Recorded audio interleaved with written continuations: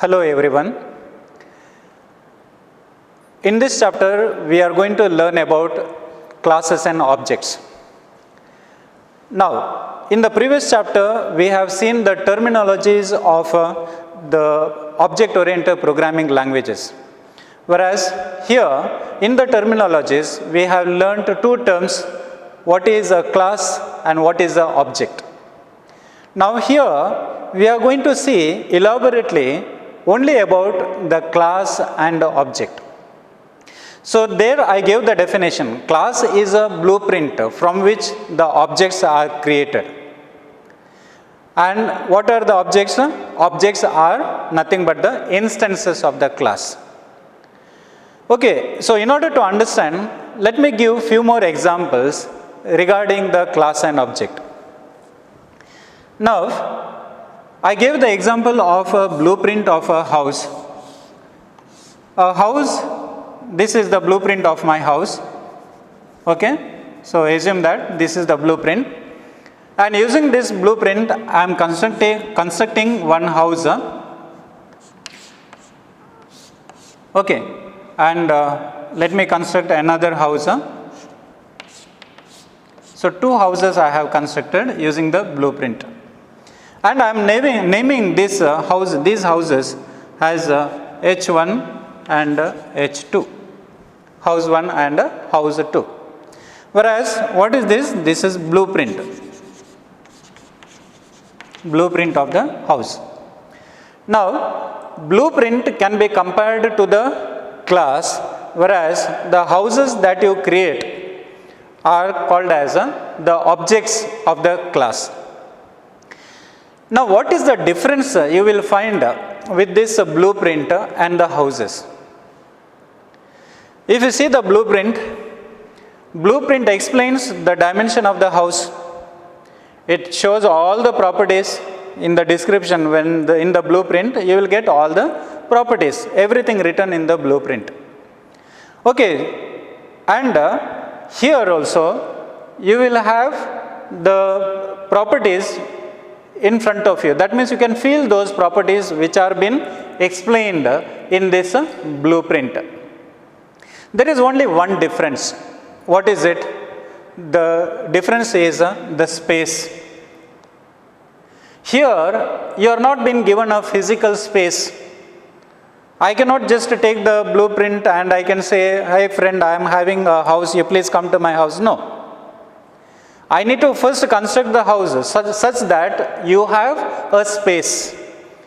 Okay, and then you can call your friend. So that is the main difference.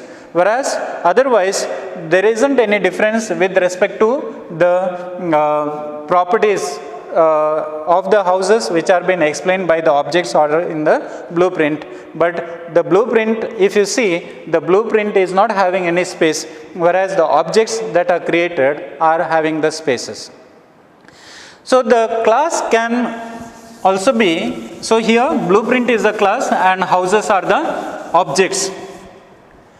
Class can be compared to a recipe. Now, a recipe to prepare a cookie. So, I am having one recipe here written.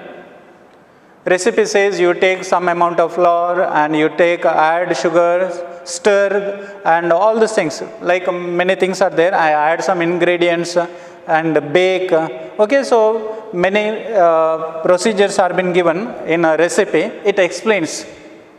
Can I taste that cookie? I cannot taste. Why? It just says that this is how you can prepare a cookie. It is a class, something imaginary. By seeing that, I can imagine the cookie, but I cannot taste the cookie.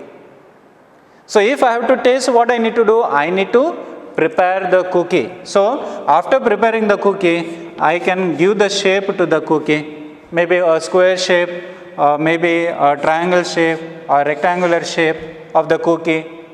Okay, so if this is the recipe, I can call that as a class, whereas this can be compared to the cookie C1, C2 or C3 are the cookies where they can be compared to the objects.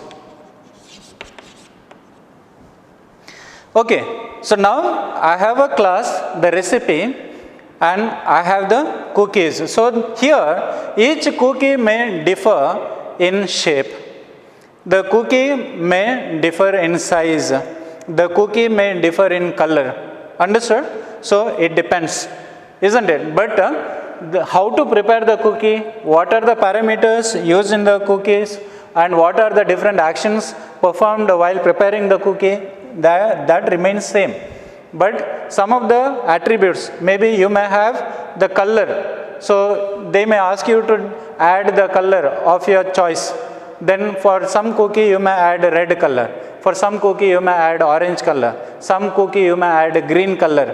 Isn't it? So you will have one instruction to add color. So based on your taste or based on your liking, you may add the colors to the cookie. So class is like here recipe is the class, whereas these cookies are compared to the objects. Let me give another example. A class can be a sheet of music. Say for example, I have a sheet of music here, and say I'll write some notes here.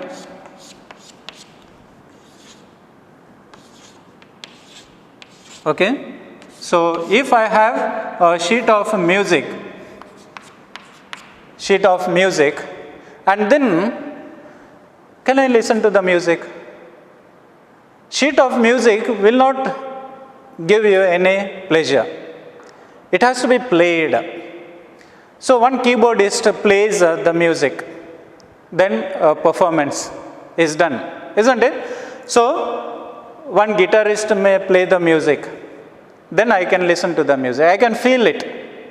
One vocalist may sing the music.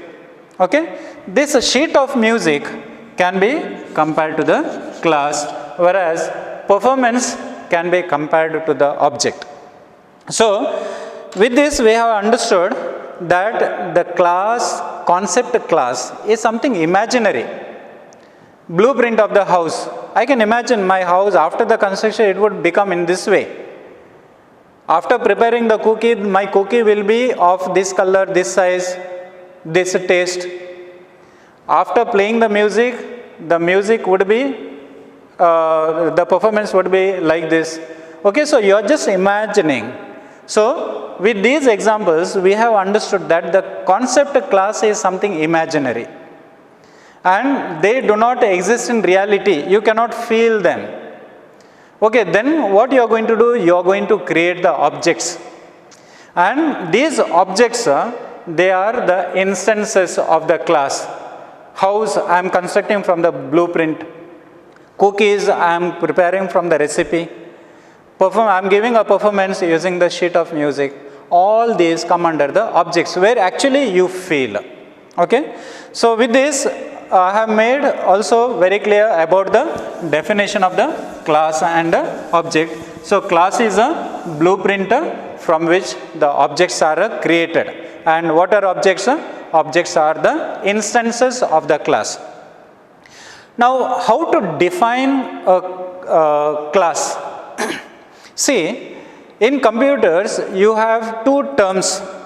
One is definition and second one is the declaration. The definition, when it comes to the memory representation, the definition will not allocate any memory space. The memory space is allocated only when you declare. So the definition is just to define a particular type, for example, or maybe a particular entity, just to define. That definition is something imaginary. Whereas declaration, when you declare, you are given a physical space. Where is the physical space? The space in computers is given in a random access memory. So this you need to make very clear. There is a difference between definition of a type, particularly the data type, definition of a user defined data type, and the declaration of the user defined data type. The definition of the user defined data type it will show the properties, it will just explain what are the possible actions performed on the data type or the members of the data type, or maybe the objects that are created using that data type, whereas declaration, it actually gives the physical space to the variables of that user defined data type. So that is the main difference between definition and declaration.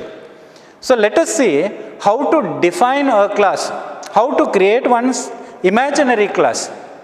Something imaginary we need to create where the physical space is not there. And in order to create the imaginary class, we need to use this syntax. That is, we have to use the keyword class, and then you have user defined name. So user defined name is a single word, class is a keyword, class user defined name. Then after that you have the opening brace bracket, flower bracket, and then you have the closing brace bracket, and that closing brace bracket is terminated by a semicolon. Very important.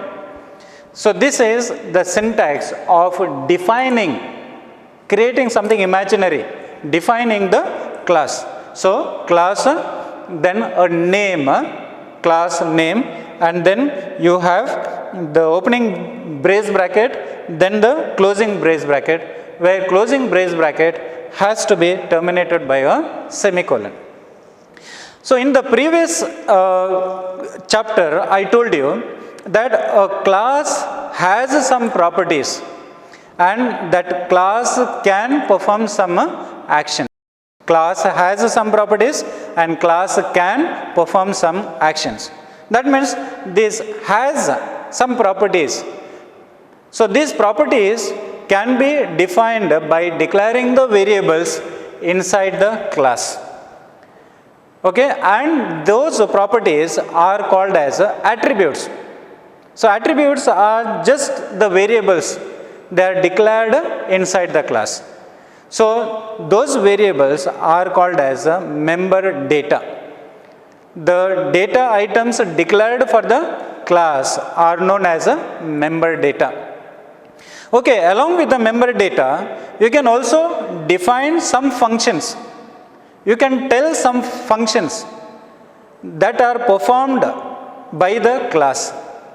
And in order to execute those functions, it may use the member data.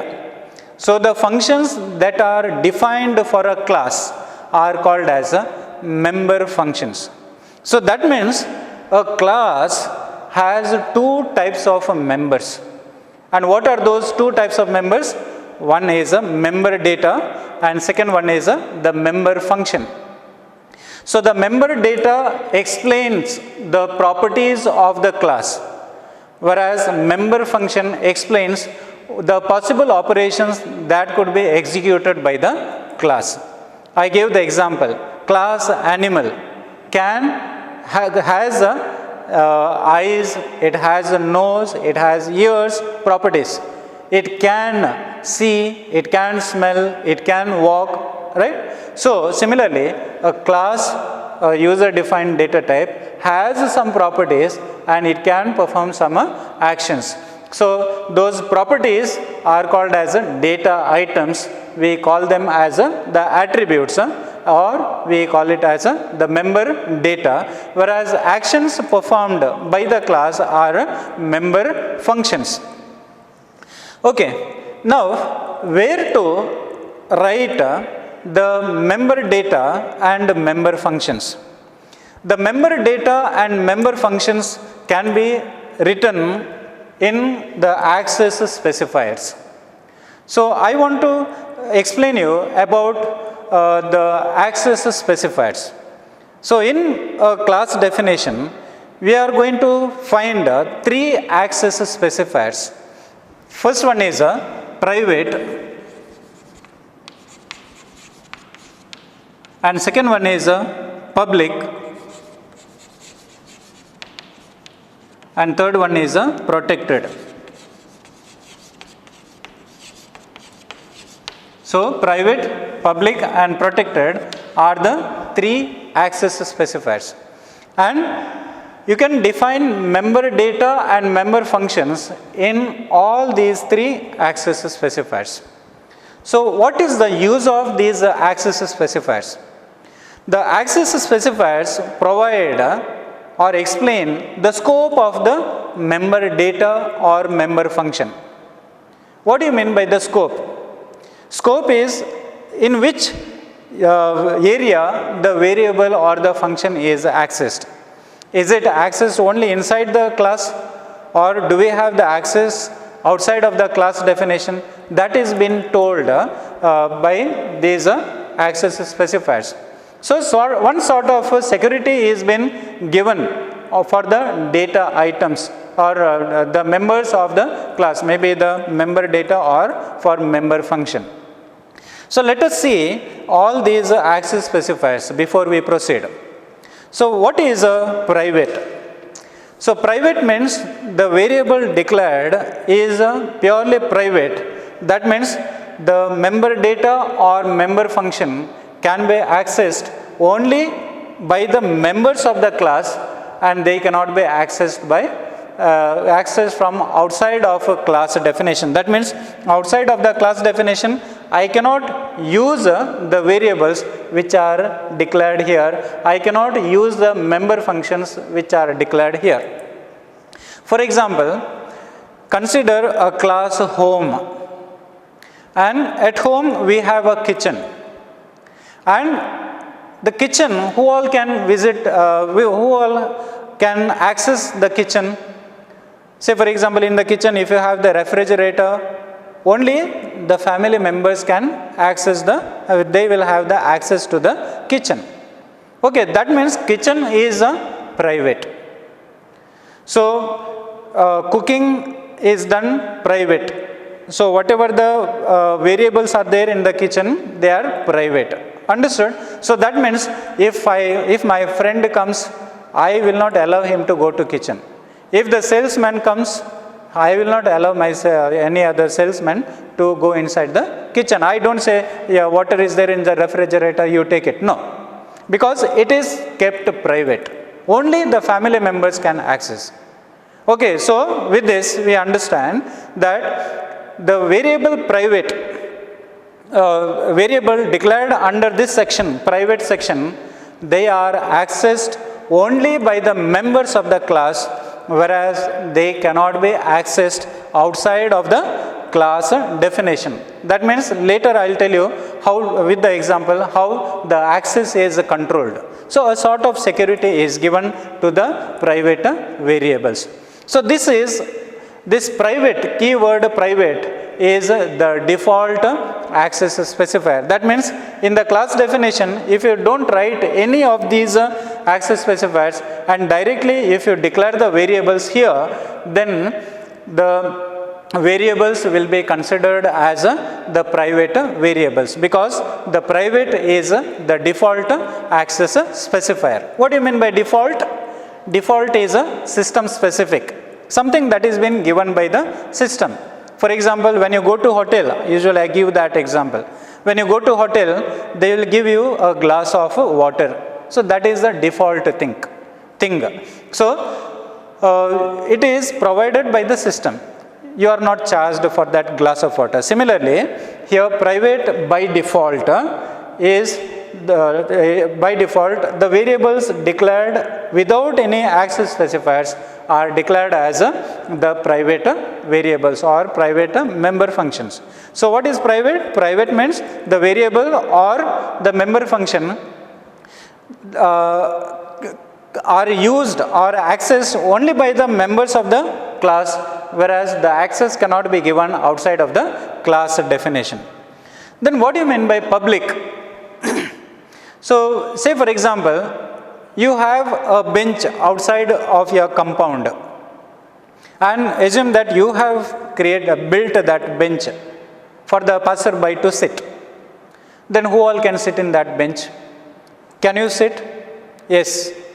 Can your members, family members go and sit? Yes.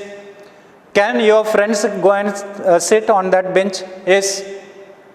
Can the salesman who is outside sit on the bench? Yes, because it is outside of your compound.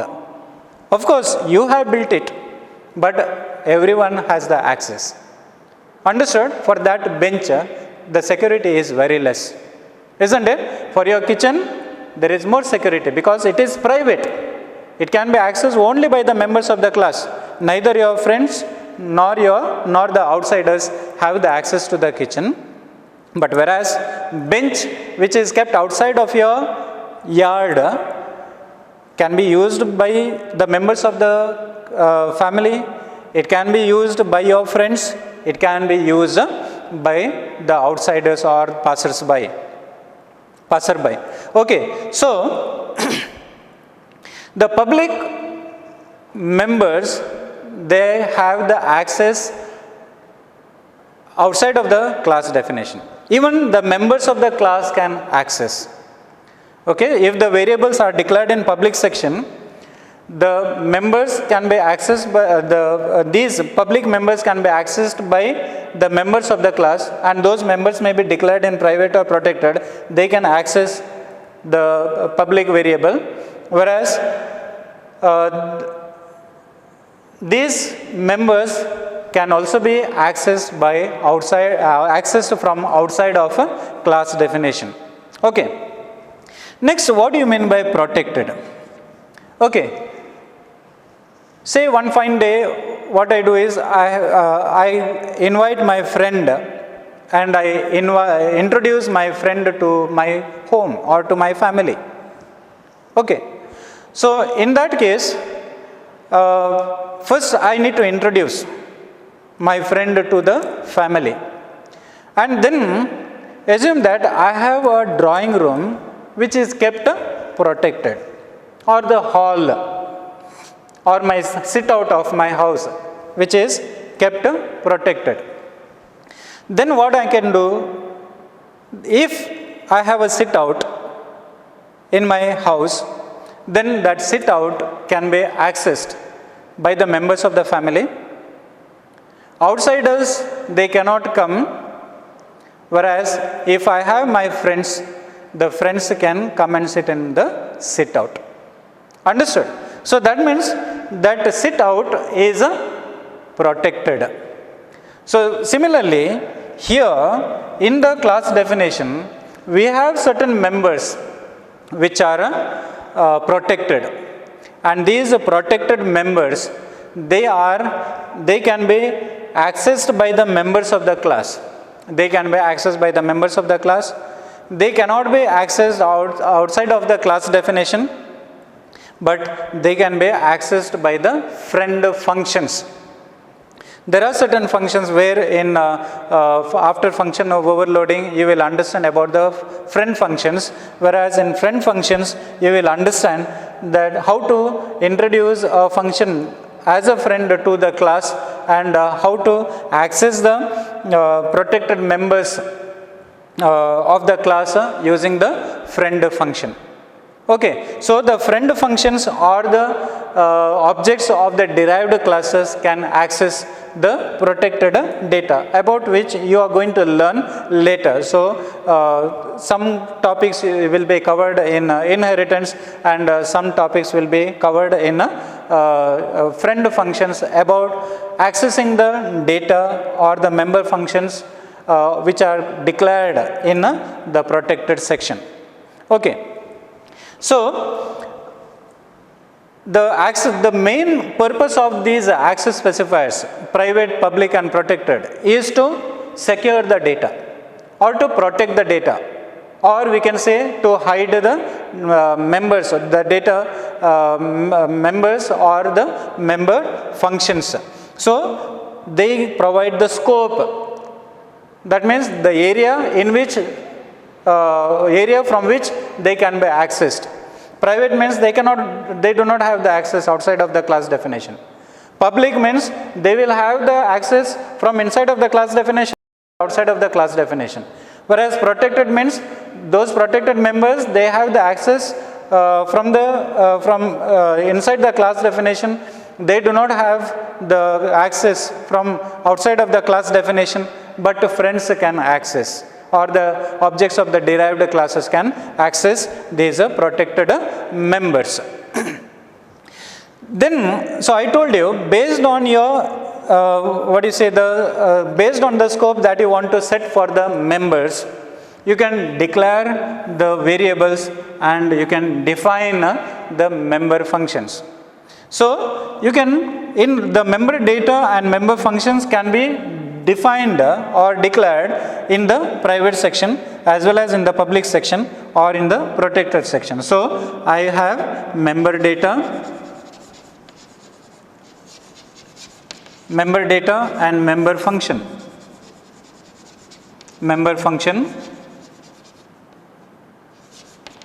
So, here also I can have member data and member function, and similarly here also I can have member data and member function. Okay, so this is the syntax of the class definition. This is how you are going to create some imaginary class. So, in order to define a class, so I told you class animal. So, I am going to say class animal. In that case, animal is the name of the class. Understood? Say class student. Student is the name of the class. Class information is the name of the class. Understood? Okay, then, so if, then we have the access specifiers. The member variables, they are declared, members of the class, they are declared in private section, public section, or maybe protected section. I told you what happens if you write in public section, what happens if you write in private section, what happens when you write in protected section. Okay, and in all the sections you can have the member data and member functions. But as a good programming practice, we declare the variables in the private section, and usually the functions are declared in a public section, so that the functions can be accessed outside of the class definition, and those functions can make use of the private members, because private members can be used by the members of the class.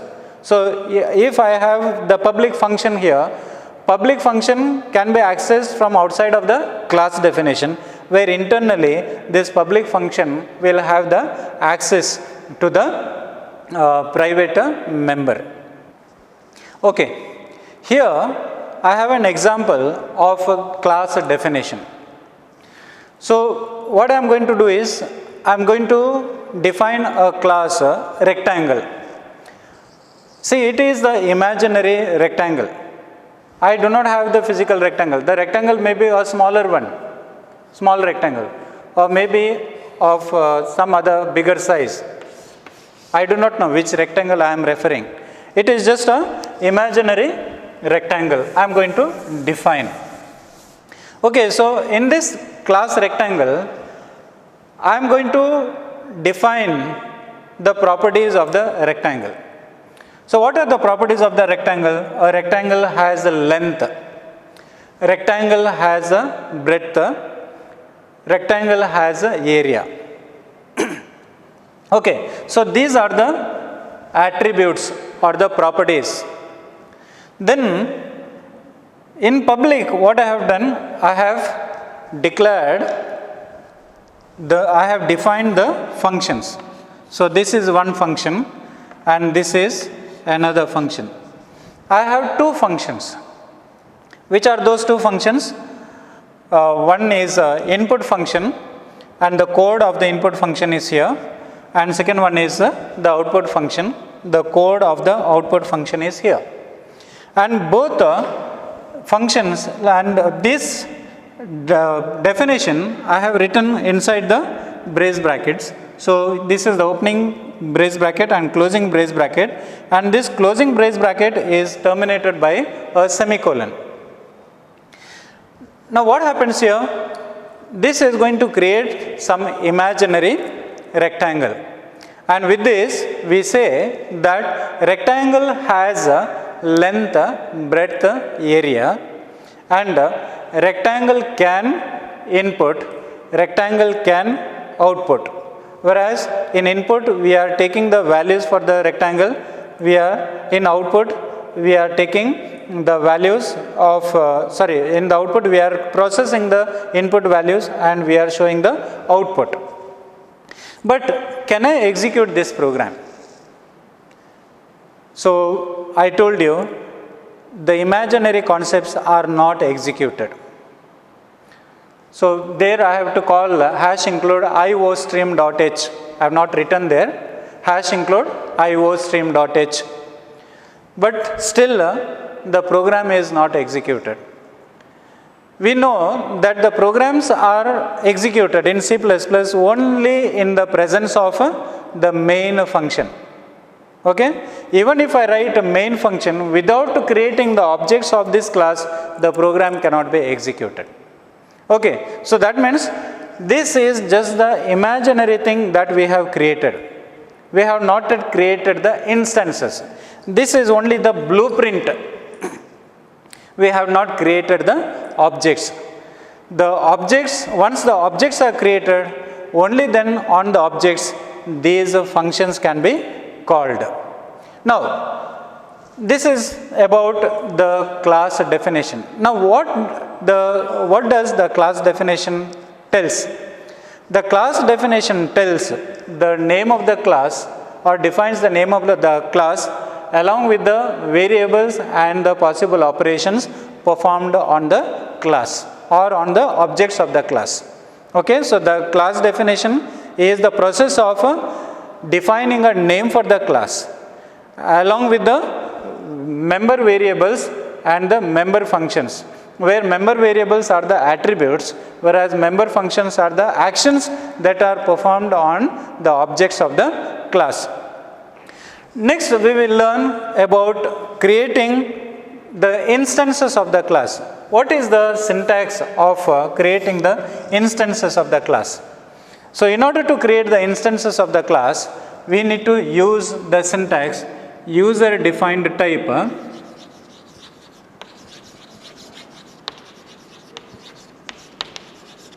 user defined type and then the object name. I'll write obj name, user defined type and object name. So I told you, and semicolon. Okay, it has to be terminated by a semicolon.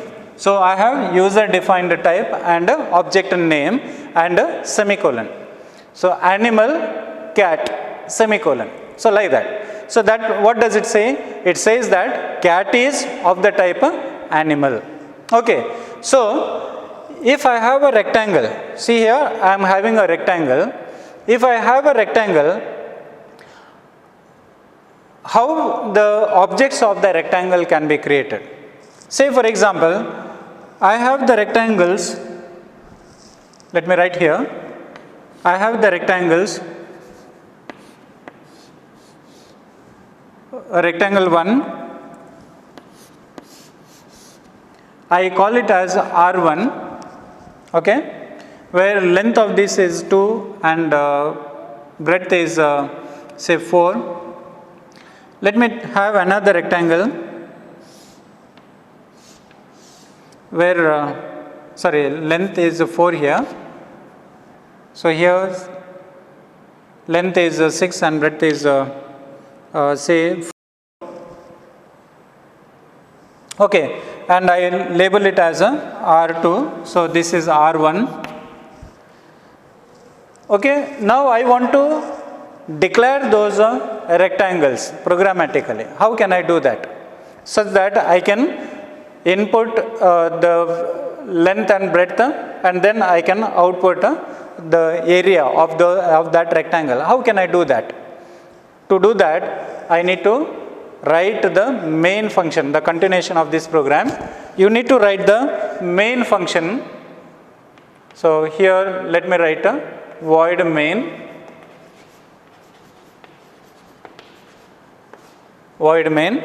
and then after that you need to declare the objects of the class rectangle. What is the syntax to declare the objects of the class? So user defined name. So here the user defined name is a rectangle, and then the name of the object. So here rectangle,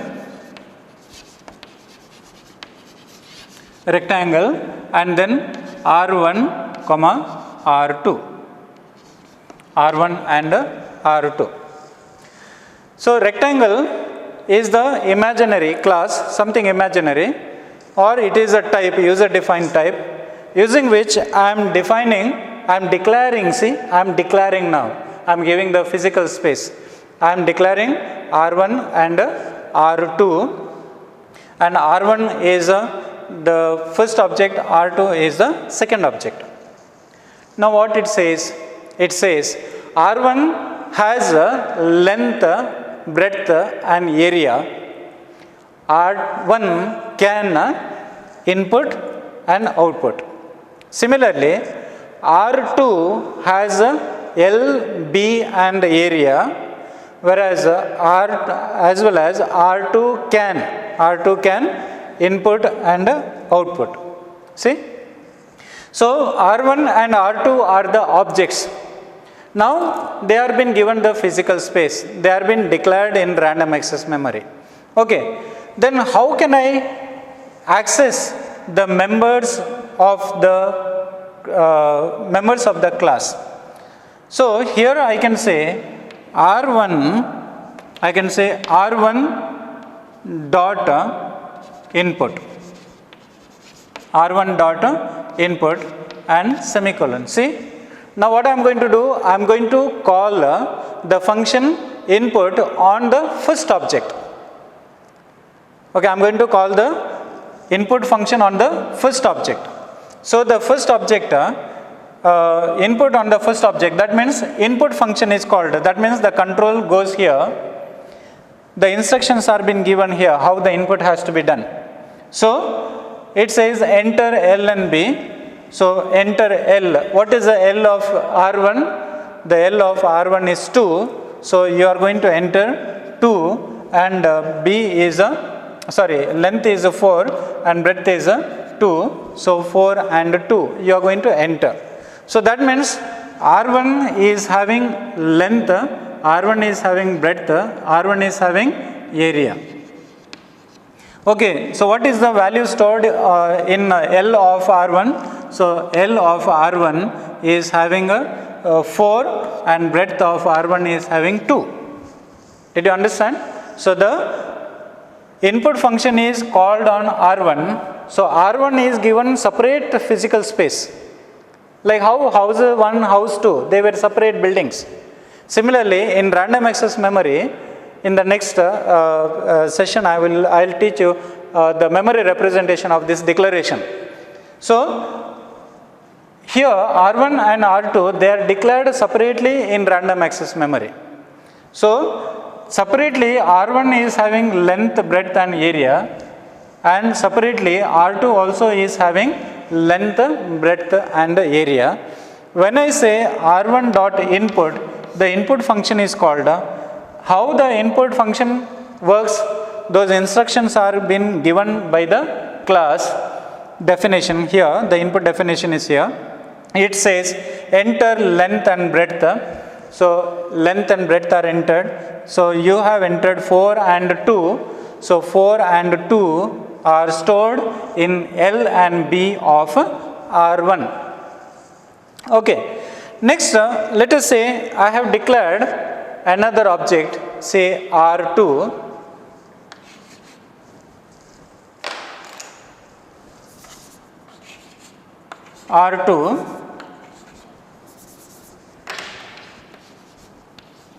R2 dot input. What I am going to do now, I am going to take the input. I am going to call the input function on the second object. I told you the second object also is having the variables L, B and area, and plus both of them is having the functions in common. Understood? These functions are common for both. Okay, so R2 dot input. When I say R2 dot input, the input function is called on the second object now. Okay, and the second object it says enter L and B, length and breadth. So length is 6, breadth is 4. So now we enter 6 and 4. 6 and 4. Now this 6 is stored, since input is called on R2, 6 is stored in length of R2. Okay, and this second value 4 is stored in breadth of R2. Okay, so you are entering length as 6, breadth as 4, where 6 and 4, L and B, they are stored in R2. So this is how you can call the functions on the objects.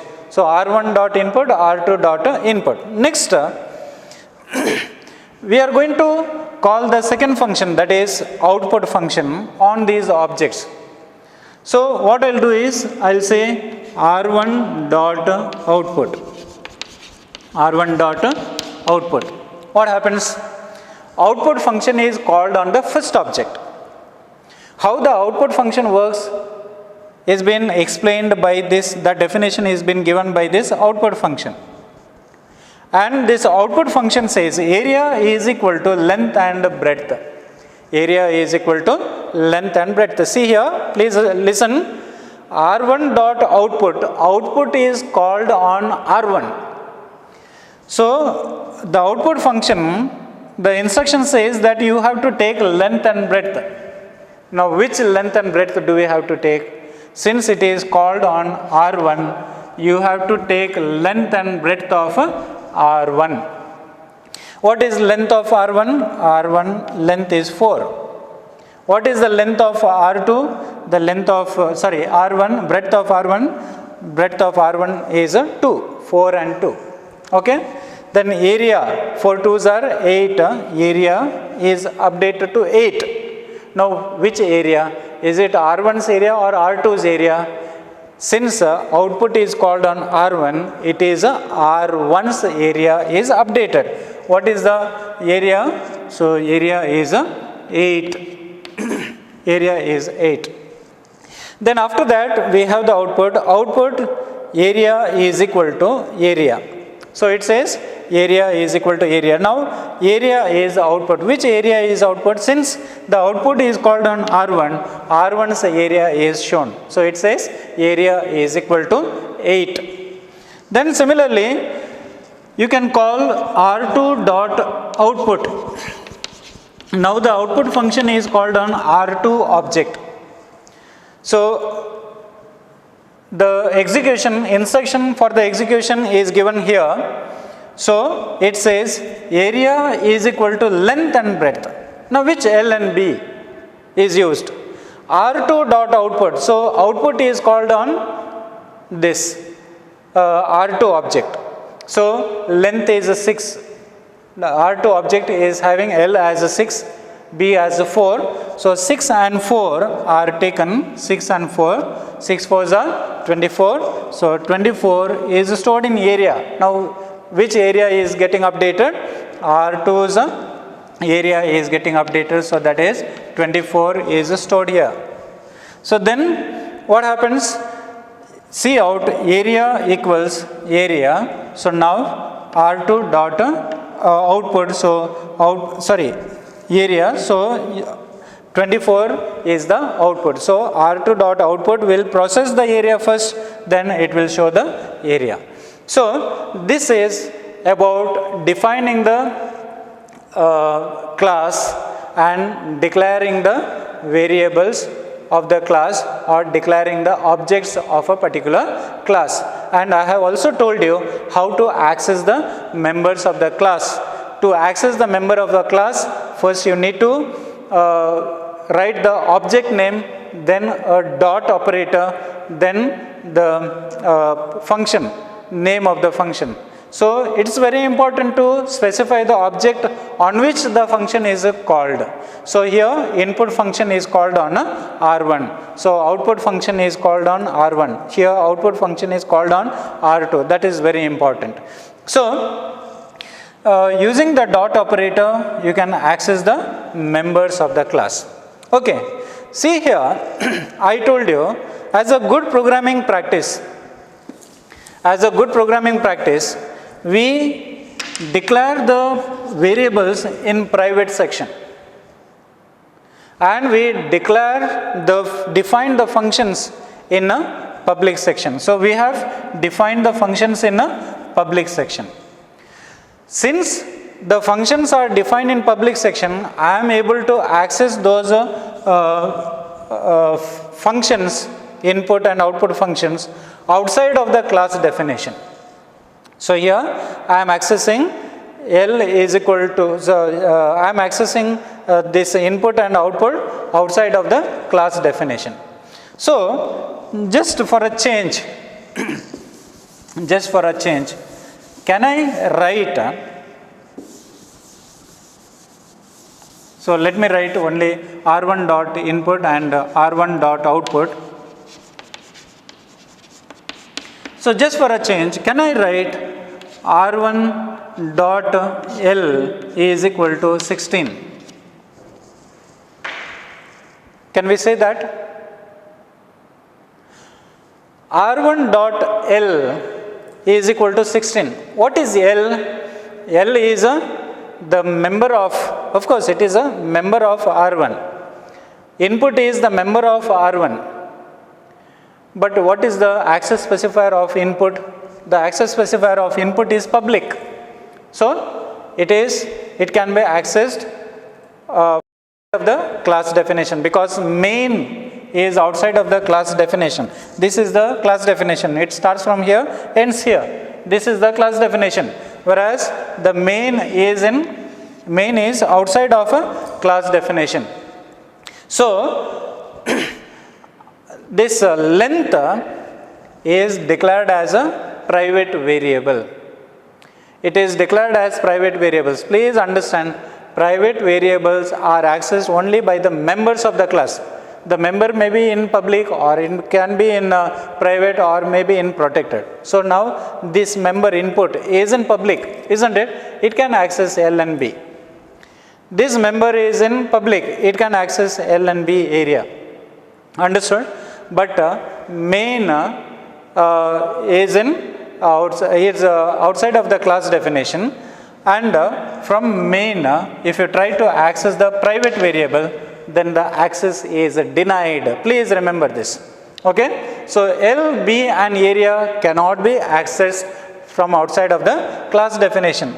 So you may ask a question, so in that case, is it possible for us to access if that L is declared here, integer L is declared here?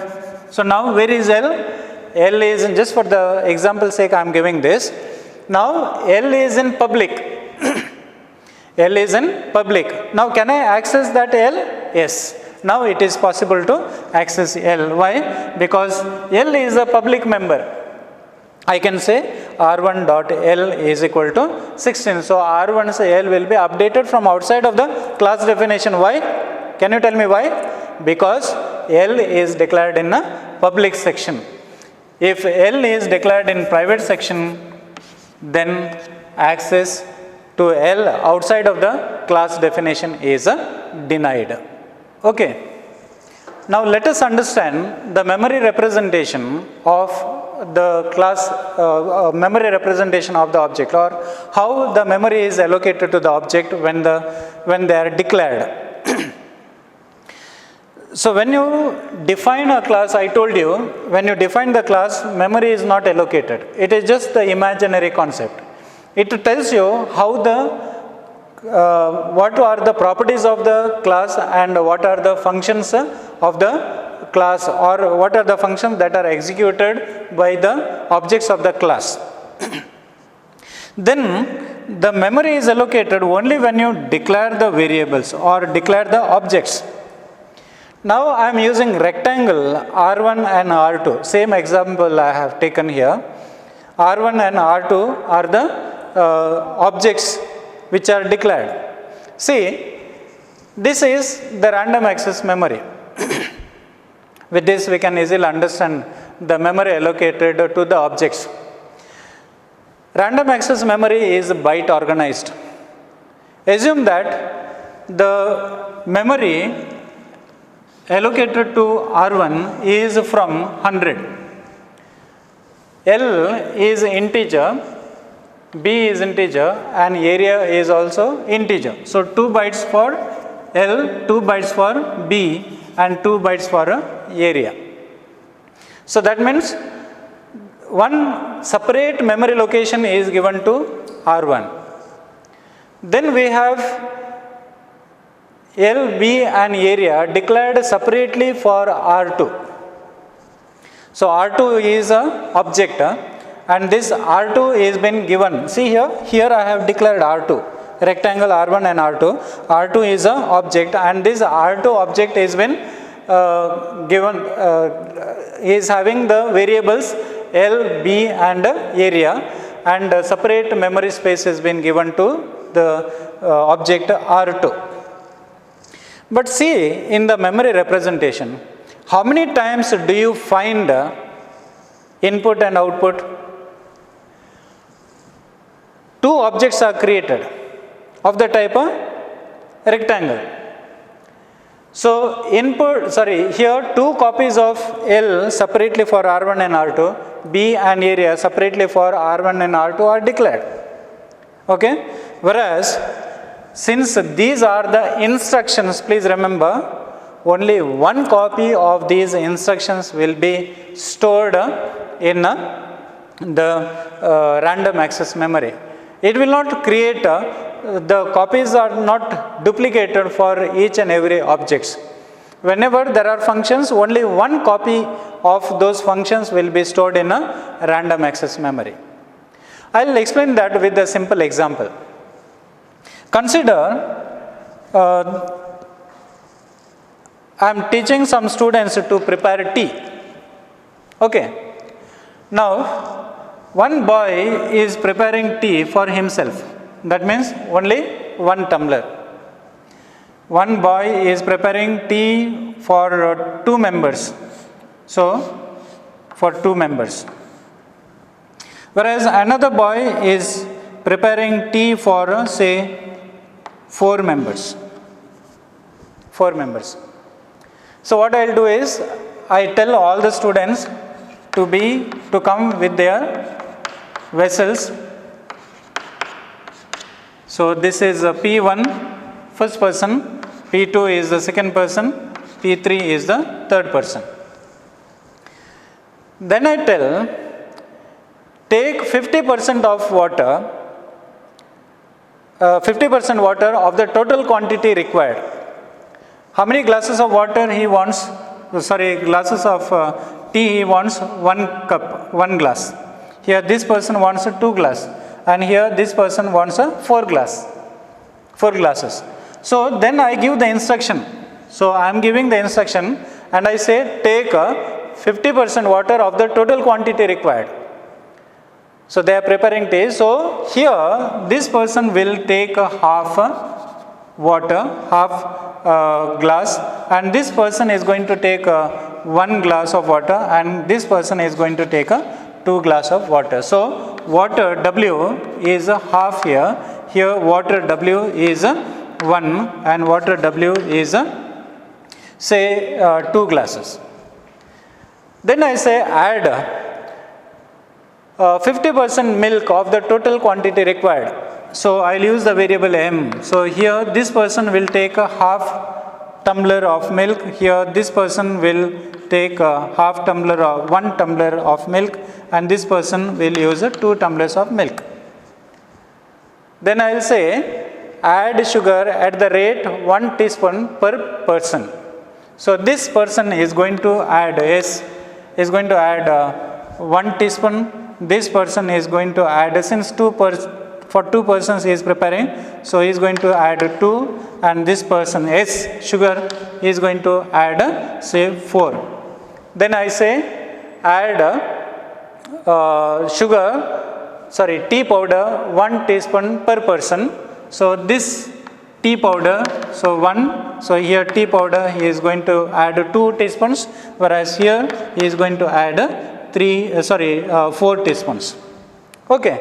Then I say stir, and then boil, then sieve, and then serve.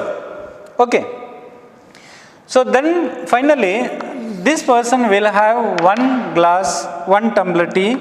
So he will be preparing 2 tumblers of tea, and so here this will have 4 tumblers. Okay, now see the values. Values are different. Persons are different. How many instructions did I give? I gave only once. I instructed them only once, right?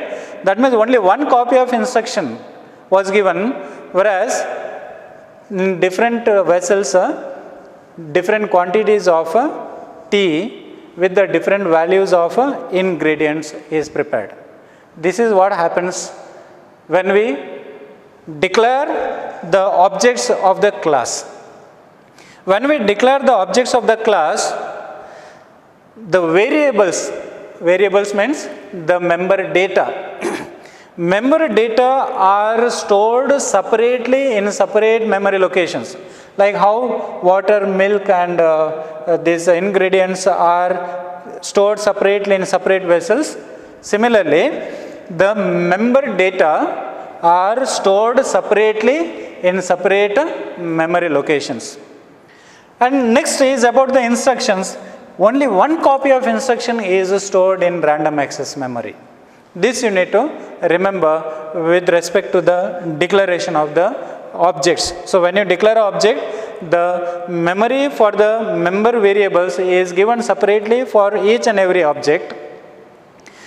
That means they do not share the same memory location. They are declared in separate memory location. All these member variables of these objects are declared in separate memory location, whereas the function, only 1 copy of the functions will be stored in a random access memory. So let us quickly understand how the input works now. So when I say R1.input, so input instruction is called, so the input says enter L and B. So you are going to enter length and breadth. So say for example length is 4 and breadth is 2. So you are going to enter 4 and 2, where 4 on R1. So input is called on R1. So 4 is stored here, 2 is stored here, because input function is called on R1. Okay, then we have R1.output. See, output function is called immediately on R1. So instruction is here in random access memory. So according to the instruction, it says area is equal to L and B. So output is called on R1. So length of R1. What is the length of R1? 4. Then length of B is 2. So breadth of R1 is 2. So 4 2s are 8. Area is equal to 8. So 8 is the answer. Meanwhile, the area 8 is getting updated. Next, R2.input. So input function is called on R2. So again, the input function is called and it says read enter length and breadth. So you are going to read length and breadth. So assume that the length is 6 and breadth is 4. So length, it is called on R2, isn't it? Input function is called on R2. So R2's length is 6, breadth is 4. It is entered. Then after that, R2.output is called, isn't it? So the output function is called on R2. So R2 is having, the output function is having area equals length and breadth. Length of R2 is 6, breadth of R2 is 4, 6 4s are 24. So 24 is stored in area, isn't it? See, and then output, C out area equals area. So output will be 24. This is, with this example, we can see how the imaginary concept has been defined, how the class has been defined. Then here it also shows how the objects are created. So when the objects are created, what happens in the memory? The physical space is given. The variables are declared in random access memory, and the objects will be R1 and R2. They are declared separately. Both R1 and R2 will be having the memory space allocated for their member variables. Whereas, one more point you need to understand that the member functions, only one copy of the member function will be stored in random access memory. Then after that, R1 dot input, so this is how you can invoke the functions on the objects. Okay, and please understand, in order to invoke the functions, those functions are defined in the public section. So as a good program is, we are declaring the member variables in the private section, whereas the member functions are declared in public section, such that the public members can access the private variables. Okay, how to define the members of the class or member functions of the class? See, what is a member function? A function that is defined for a class is called as a member function. Member function can be defined inside of the class definition, or sometimes we can define it outside of the class definition. By default, the members which is defined inside of the class definition is called as the inline function. Okay, so the smaller functions, the functions which do not have the heavy constructs like iteration, they can be defined inside the class definition. If the functions are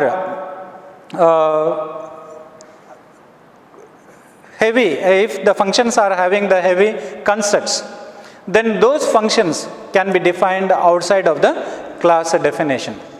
So here, in this example, I will teach you how to define a member function outside of the class definition. So first, you need to, as usual, you need to define the class. So class, say rectangle, and then here you in private, I am declaring the variables, say integer, length, breadth and area, and then in public, instead of giving the entire function definition, I am just giving the prototype. So in first you see, in functions chapter, you have understood about the prototype. Declaration of the function before it is used. That means you are just going to declare the function. Okay. So since you want to access these functions outside of the class definition, you need to write the declaration of the function in the public section. So I'll use the same function, input and output. So here I'll say void, and then I'll write the name of the function, so that is input, and then open and close the parenthesis, semicolon. See. Whereas in the previous case I had not given the semicolon, so here you have the semicolon. Whereas the second function is void, and then output, and this output function is not, I am not going to declare any input arguments for the output function, and with this I can end my class definition. Okay, so what I can do is I can create the instances of the class, I can create the objects of this class, but if I call input, so the input function is not defined. So input functions function is just declared. It is said that the rectangle is having one input function. It is said that the rectangle is having the output function. And what this input function does and what this output function does, we have not defined. So for that reason, we need to have the definition. So what I am going to do is, in the previous example, I had given the definition inside the class definition of this function inside the class definition. Now I am going to give the definition outside of the class definition. So in order to define a member function outside of the class definition, first you need to write the return type specifier. What is the return type specifier here? Void is the return type specifier, void. And then after that you need to write the name of the class. So class is a rectangle. Then you need to give the scope resolution operator. That means 2 colons you have to type, scope resolution operator. Then you need to write input. Open the parenthesis and close the parenthesis. Then you need to write the code for this input function. What is the code? So here I am saying cout and enter length and breadth, then cin length and breadth, and close the brace bracket. Brace bracket. So with this, what I have done here, I have defined a member function outside of the class definition. See here, inside the class definition I have not written the code. Inside the class definition I have just declared the function. Whereas outside of the class definition I have defined the function. So you may have many input functions. Maybe I may have rectangle, then I may have square, or I may have a class circle, and all these square, circle, all those classes may have input, they may have output.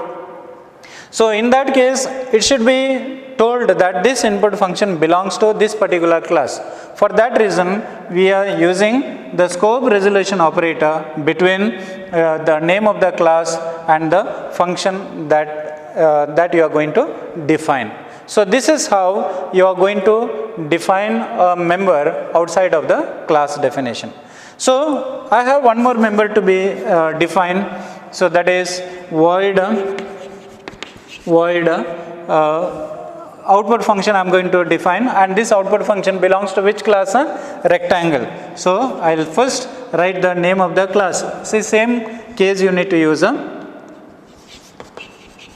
rectangle, and then after that the scope resolution operator, and the name of the function is output,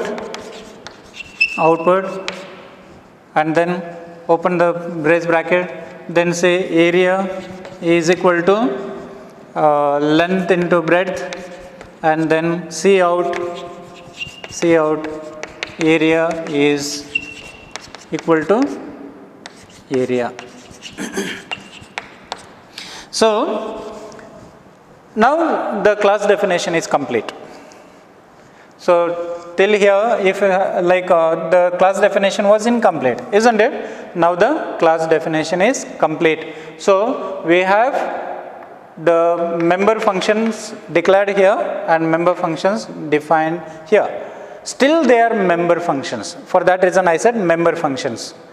Still they are member functions. Since they are declared outside, it doesn't mean that they are not the members of the non-members of the class rectangle. They are the members of the class rectangle. Why? Because there is a scope resolution operator which is connecting this function to this class. So void rectangle input. So that means this input belongs to rectangle.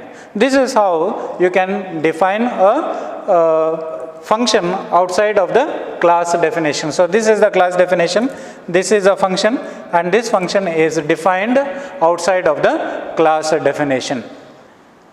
Now, let us say about defining the array as the member of the class. How can we use the array as the member of the class?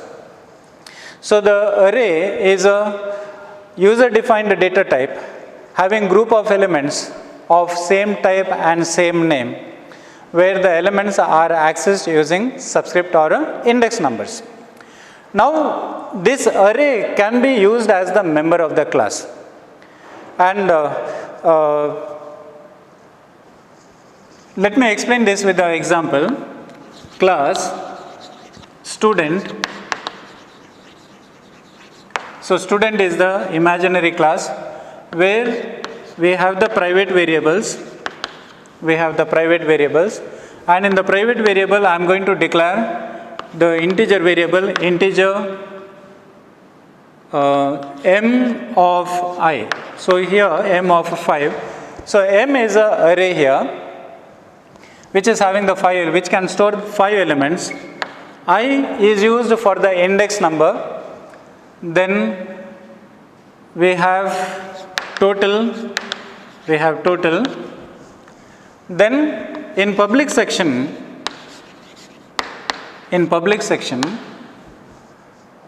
we are going to write one function, void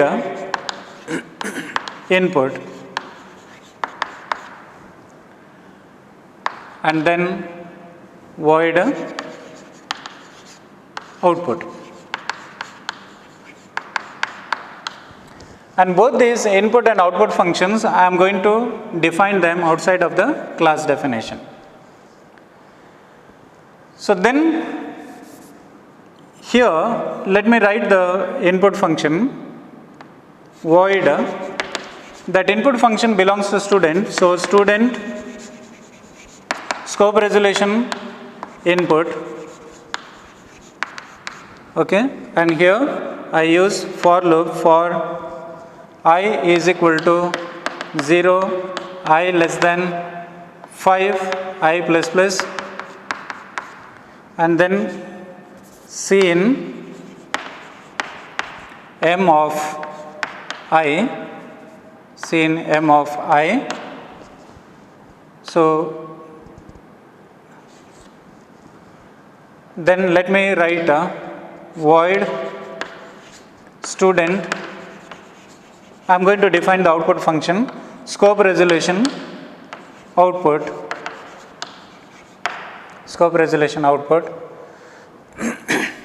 and then this output function I am going to write for, okay, so total is equal to 0, for I is equal to 0, I less than 5, I plus plus, and total is equal to total plus a of, here m of I.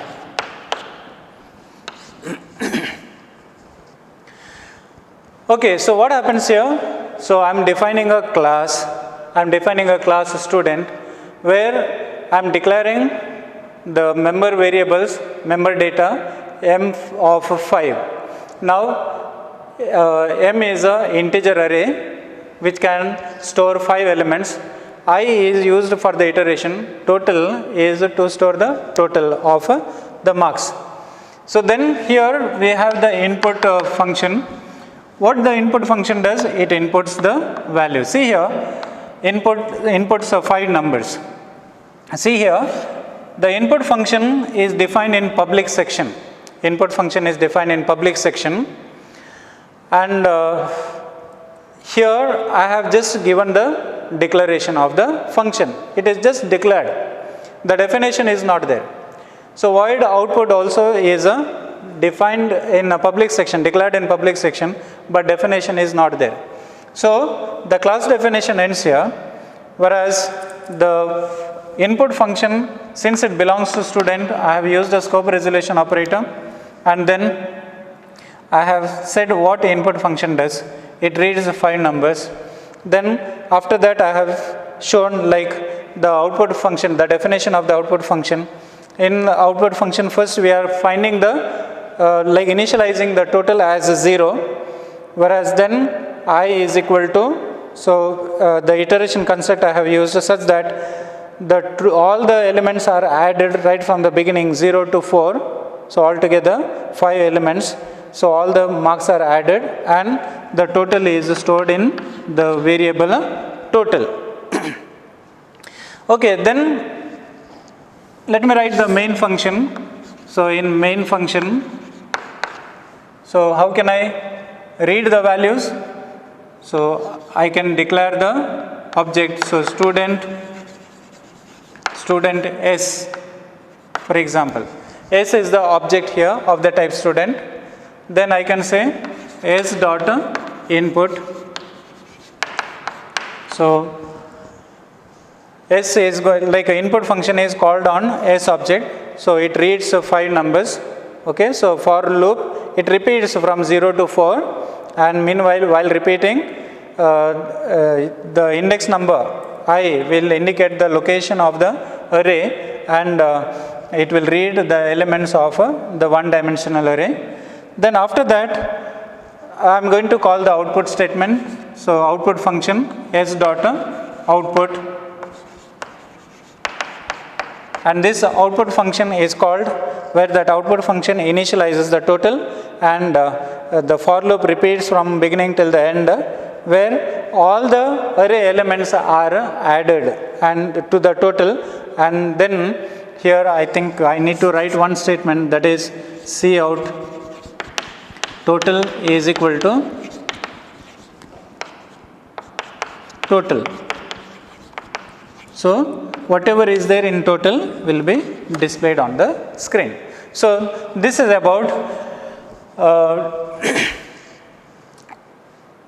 declaring the array as the member of the class. The next topic is declaring the array of objects. How to declare the array of objects? In the previous session we understood about using the array as the member of the class. Now we are going to see how the array of objects can be declared. For that reason, let me take the same rectangle example. So class rectangle,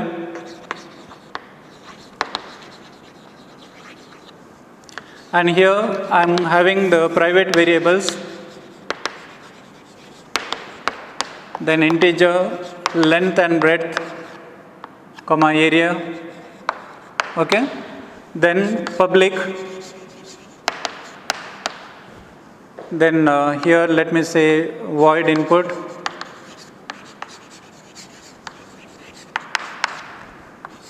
and then Cout enter length and breadth, then Cin LB. Then let me define one more function, output.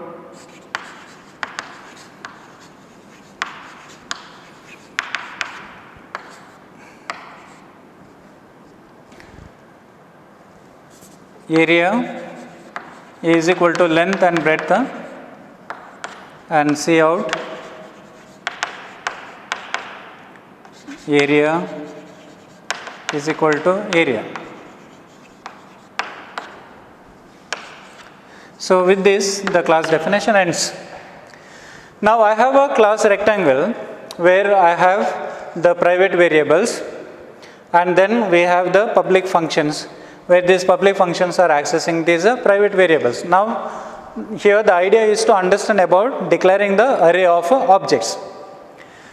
So in order to declare the array of objects, we have to use the same syntax what we use to declare the array of the primitive data types. Say array of integer. How do I declare array of integer? Integer a of 5, for example. So where a is an array which can store 5 elements. Similarly, here in order to create the array of objects, in the main program, you can say rectangle. See, first you need to give the type, user defined type. So here user defined type is rectangle, and then the name of the object. So let me say obj, and how many rectangles are you having? So let me say I want to read 5, I want to process 5 rectangles. 5 rectangles details I want to input, and 5 rectangles output I want to show, the areas I want to show. So object 1, so here how many objects are you having? You are having 5 objects. That means you are having 5 rectangles. And obj1, obj0 is the first rectangle, obj1 is second rectangle, obj2, 3, 4. All these objects, obj0, obj of 1, obj of 2, obj of 3 and obj of 4 are having length, breadth and area. Understood? And when you, and then to call the input function, so you can call, let me declare one integer variable, integer I. Then you can say for I is equal to 0, I less than 5, 4 is less than 5, then I plus plus, then what I can do is, I can say obj of I dot input, obj of I dot input. What happens here? When I say obj I of input, when I is equal to 0, obj of 0 dot input is called. That means obj of 0 is one object. On that object the input is called. Obj of 0 object is having length, breadth and area. So length and breadth are entered here. Okay, and then the value of I is increased. The value of I is 1. So obj of 1 dot input. So obj of 1 is the object. That object is having length, breadth and area. Right? So its length and breadth are input, because input can access only length and breadth. Okay. Then I is equal to 2, obj of 2 dot input. That means input function is called on obj of 2. I is equal to 3, obj of 3 dot input function is called on fourth object actually, obj of 3. So 3 is the index number of the fourth element. Then I is equal to 4, 4 is the fifth element, obj of 4 dot input. So the input function is called on the last object, even that last object is having length, breadth and area, out of which only length and breadth are entered. Okay. Once the input is done, what we can do? We can call the output function on the elements of this array. So I can say for I is equal to 0, I less than 5, I plus plus, okay, and then I can say obj of I dot output, obj of I dot output. So now when I is equal to 0, it says obj of 0 dot output. That means output function is called. So first area is calculated on that obj of 0, where obj of 0 I told you it is having length, breadth and area. So area of obj of 0 is calculated, then the area of obj of 0 is output. Then I is equal to 1, obj of 1 is processed. So obj of 1 also is the object, which is having length, breadth and area, where area is calculated and the area is output. So like that all the objects, they are processed from 0 to 4 and all the 5 objects are processed. This is about declaring the array of objects, very important. So please don't get confused with the array within the class and array of objects. Array within the class means you are going to create a member as you are creating an array as the member of the class. You are going to create an array as the member of the class, whereas array of objects means once the class has been defined, you are creating multiple objects under one name. multiple objects under one name, and all these multiple objects you are going to access using the index or a subscript number. Okay. Finally, in this chapter we are going to learn the differences between the structure and the class.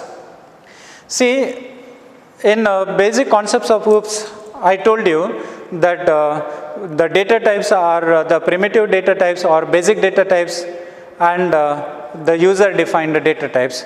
Then I also told that the structure is the user defined data type and class is a user defined data type. And then we also understood how the class differs from a structure. The class can have the member data and member function, whereas the structure can have the member data. So that is the main difference between structure and a class. Structure, it is a heterogeneous data type, user defined data type, where you can have the members of the different types.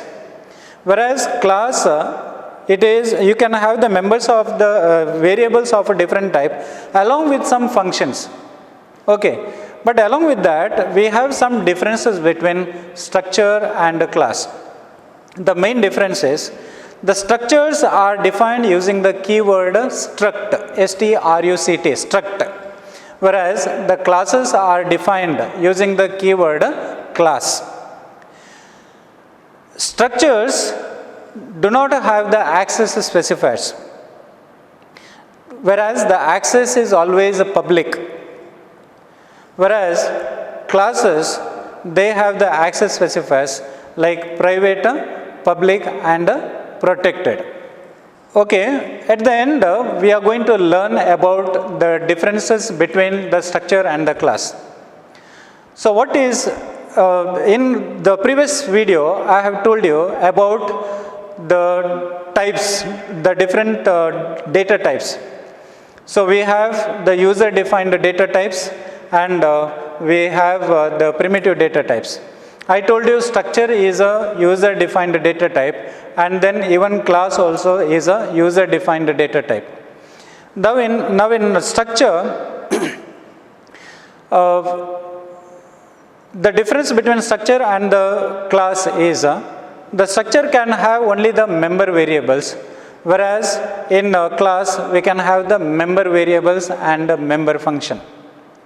Along with these differences, we also have other differences. That is, the structure is defined using the keyword struct, whereas the class is defined using the keyword class.